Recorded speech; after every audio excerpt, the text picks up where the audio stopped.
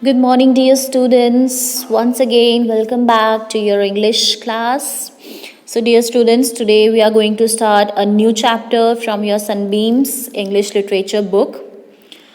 And the chapter is chapter number 16, The Throne of Justice.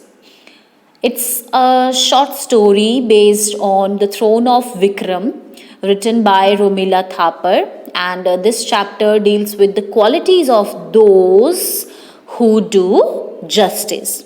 So, before starting your chapter, I'll tell you a few things about the writer first. Romila Thapar, born on 30th November 1931.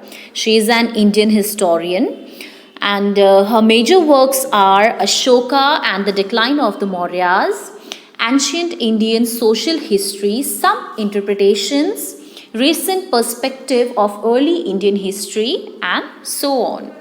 So let's start the chapter now. In the first scene, this story begins with few cowherds who find a mound. The word mound means small hill or a pile of stone, and it looks like a throne. One of the cowherds asked the other cowherds to play a game, and the name of that game was Trials.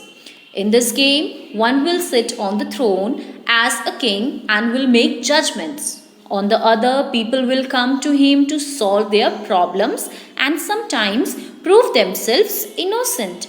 All the cowherds cheered and played the game. The third cowherd became the king. Then the fifth cowherd came near to him and asked him to do the justice. One of his friends had eaten his food. And the third cowherd thought wisely and said to the fifth cowherd that the other cowherds will share their food with him. And as a punishment for the sixth cowherd, he will bring food for you tomorrow. In the second scene, the sixth cowherd was at his home and he told each and everything about the game to his parents. After listening to him, they were surprised as the cowherd's wisdom. The third scene was of king's audience room where few ministers were sitting. The term minister means advisor or Hindi you can say mantri. The king thought that the boy made wise decision because it was King Vikramaditya's throne. He also wanted to become a better king, so he ordered his men to dig the ground and get the throne for him. After getting the throne, he asked them to clean and polish it. He looked at the throne and noticed the carvings on it. They were 24 Garudas. Now, the fourth scene was taken place in King's palace. It was an auspicious day to the king to sit on the throne, and a huge crowd was over there. When the king forwards to sit on the throne, one of the Garudas stopped him and asked him that was he truly deserved to sit on this throne? The Garuda said that only a pure heart person can sit on it.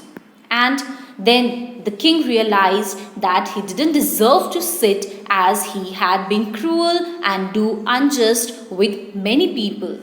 And now he will do fast, pray, and will make himself worthy for the throne. In the fifth scene, same thing happened with the king. When he tried to sit on the throne, one of the Garudas came and asked him the same question. The crowd gets worried as this happened for 23 times. Now, for the last time, one last Garuda came, but he asked different question to him.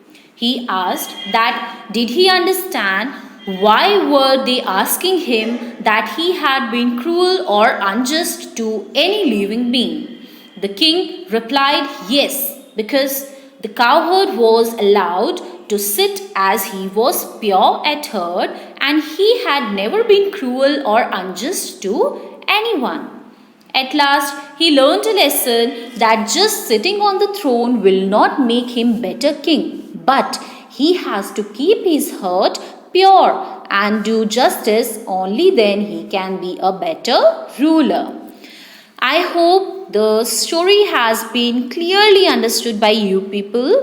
Now, read the chapter by yourself and make it more clear to you. Thank you, everyone.